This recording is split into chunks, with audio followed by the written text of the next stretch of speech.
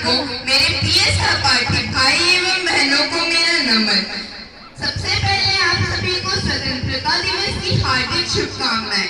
आज मैं इस पावन पर्व के उपलक्ष्य में आप लोगों के समक्ष दो शब्द प्रस्तुत करना चाहती हूँ। इसमें जो भी गलतियां हो इसके लिए मैं क्षमा प्रार्थी हूँ। साथियों, मैं अपने विचार इन पंक्तियों से शुरू करना चाहती हूँ। आ गया है वक्त, अब अपने फिजा बदलो यारों। आ गया है वक्त, अब अपने फिजा बदलो यारों। कुछ तो होश करो, यूं ना खामोश बैठो यारों। क्योंकि जिस वक्त जीना गैर मुमकिन सा लगे, क्योंकि जिस वक्त जीना गैर मुमकिन सा लगे, उस वक्त जीना है फर्ज इंसान का। और है जरूरी लहर के संग खेलना तब, और है जरूरी लहर के संग खेलना तब, जब हो समुद्र पर नशा तूफान का, जब हो समुद्र पर नशा तूफान का।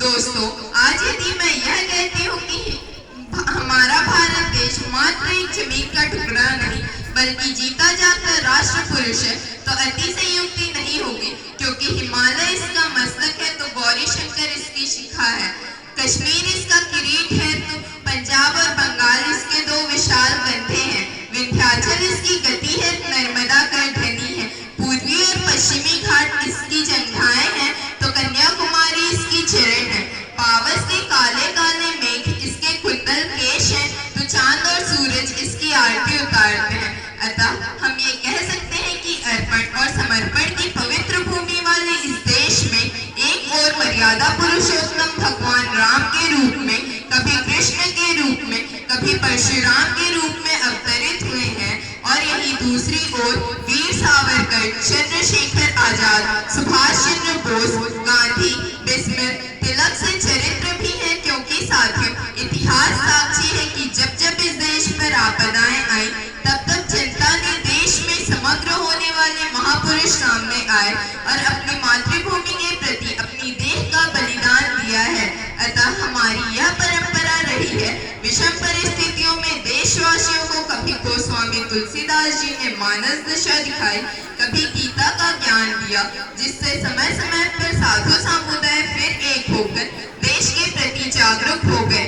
इतना सब होने के बाद भी विडंबना देखिए साथियों कि हमारा भारत देश पूरे 200 वर्षों तक अंग्रेजी दासों द्वारा अपनी वतन में कैद रखकर आजादी से वंचित कर दिया, आजादी का संकट लहराया। भगत सिंह, सुखदेव और राजगुरु फांसी पर झूल गए और ये शहीद अपने साथियों और मातृभूमि को सिर्फ इतना कह गए कि सरफरोशी की तमन्ना अब हमारे दिल में है, देखना है जोर कितना बाजुए कातिल में है। फिर भी स्वतंत्रता अधूरी रह गई।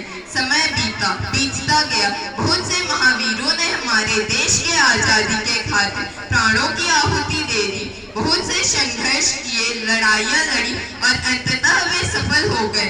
और वह दिन था 15 अगस्त सन 1947।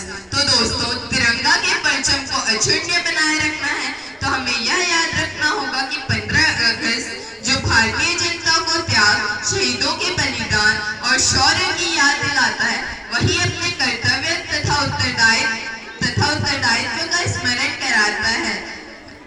हमें इस पवित्र तिथि को अमर बनाने के लिए संकल्प करना चाहिए।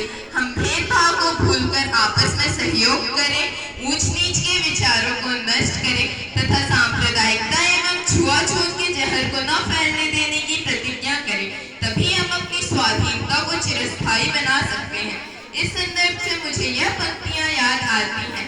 ये बात हवाओं को बताए रखना, ये बात हवाओं को बताए रखना, ये लहू देकर जिसकी हिफाजत उन शहीदों ने की है, सदा ऐसे तिरंगे को दिल में बसाए रखना, सदा ऐसे तिरंगे को दोस्तों दिल में बसाए रखना। जय हिंद, जय भारत।